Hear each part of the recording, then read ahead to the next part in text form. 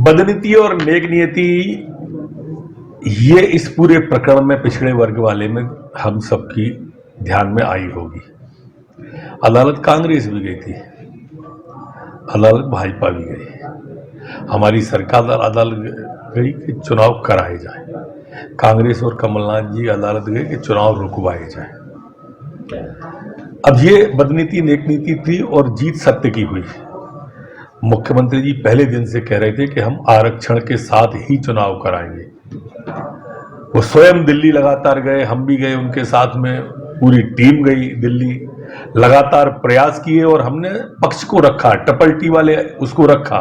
सरकार ने पूरा का पूरा आरक्षण नीचे तक का उतार के पिछड़ा वर्ग का रखा और जीत हमारे मुख्यमंत्री जी की हुई। मुख्यमंत्री जी को बधाई, मुख्यमंत्री जी का धन्यवाद कि उन्होंने अदालत के सामने सरकार के पक्ष को मजबूती से रखा और न्यायालय का आभार कि उन्होंने हमारे पक्ष को स्वीकार किया।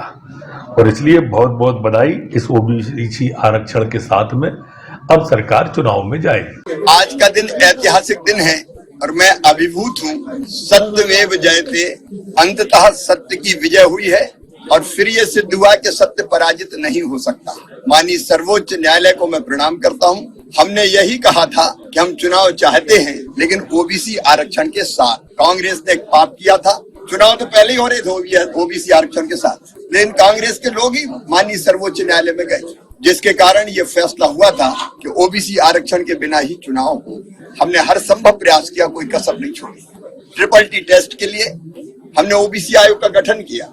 ओबीसी कमीशन ने पूरे प्रदेश का दौरा किया, तथ्य जुटाए, व्यापक सर्वे किया और उन तथ्यों के आधार पर, सर्वे के आधार पर जो रिपोर्ट बनाई, हमने वो रिपोर्ट माननीय सर्वोच्च न्यायालय में प्रस्तुत की। फिर सर्वोच्च न्यायालय ने, माननीय सर्वोच्च न्यायालय ने निकायवार कहाँ कैसे सर्वे होगा उसकी रिपोर्ट मांगी। हमने निकायवार भी रिपोर्ट तैयार की और वह रिपोर्ट माननीय सर्वोच्च न्यायालय में प्रस्तुत की। कांग्रेस के लोग खुशियां मनाते रहे कि अब ओबीसी का आरक्षण नहीं होगा, भाजपा को कटघरे में खड़ा करने का मौका मिलेगा। और जब मॉडिफिकेशन के लिए हम सर्वोच्च न्यायालय में गए, तब भी कांग्रेस के मित्रों ने कहा कि नहीं अब हो थोड़ी सकता है।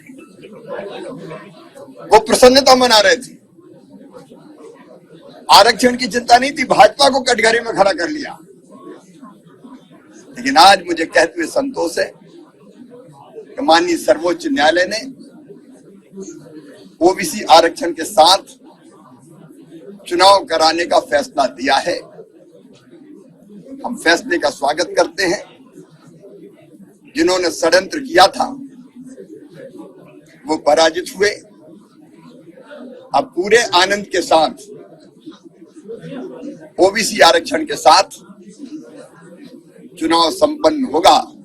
वेब दुनिया की सभी से अपील है कि भीड़ भाड़ से बचें, मास्क पहने व सैनिटाइजर का इस्तेमाल करें, साथ ही सोशल डिस्टेंसिंग का पूरा पालन करें।